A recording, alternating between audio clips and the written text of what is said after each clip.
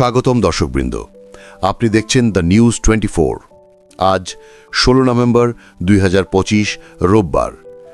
দেশজুড়ে উত্তপ্ত রাজনৈতিক পরিস্থিতি, নিরাপত্তা জোরদার এবং নানা ক্ষেত্রে সর্বশেষ আলোচিত ঘটনাবলী সবকিছু এখন আপনাদের সামনে তুলে ধরছি এক নজরে। অন্তর্বর্তী সরকারের 3 উপদেষ্টার বিতর্কিত কার্যক্রম নিয়ে উদ্বেগ প্রকাশ করেছেন জামায়াতে ইসলামের সেক্রেটারি জেনারেল মিয়া গোলাম সারোয়ার। তিনি বলেছেন, সঠিক সময়ে প্রমাণসহ নাম প্রকাশ করা হবে। ঢাকাসহ 4 জেলায় আইন শৃঙ্খলা পরিস্থিতি স্থিতিশীল রাখতে মোতায়েন রয়েছে বিজিবি। নিরাপত্তা জোরদারে বাড়ানো হয়েছে টহল কার্যক্রম। শেখ হাসিনার রায়কে কেন্দ্র করে দেশের পরিস্থিতি টানটান।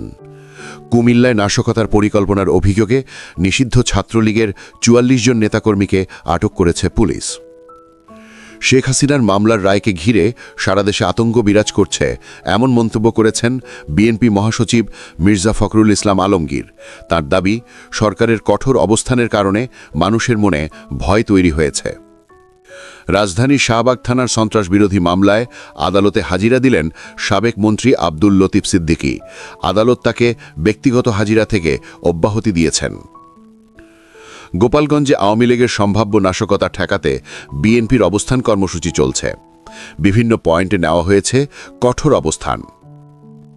ব্রাজিলের ক্লাব ফুটবলে কঠিন লড়াইয়ের পর রেলিগেশন এড়ালো নেইমারের সান্তোস। স্প্যানিশ এল ক্লাসিকোতে রিয়াল মাদ্রিদকে 4 গোলের ধাক্কা দিয়েছে বার্সেলোনা। মডেল ও অভিনেত্রী মেহজাবিনের বিরুদ্ধে গ্রেফতারি পরোয়ানা জারি করেছেন আদালত। ব্যবসায়িক লেনদেনে প্রতারণা ও হুমকির অভিযোগে এই পরোয়ানা জারি করা হয়েছে।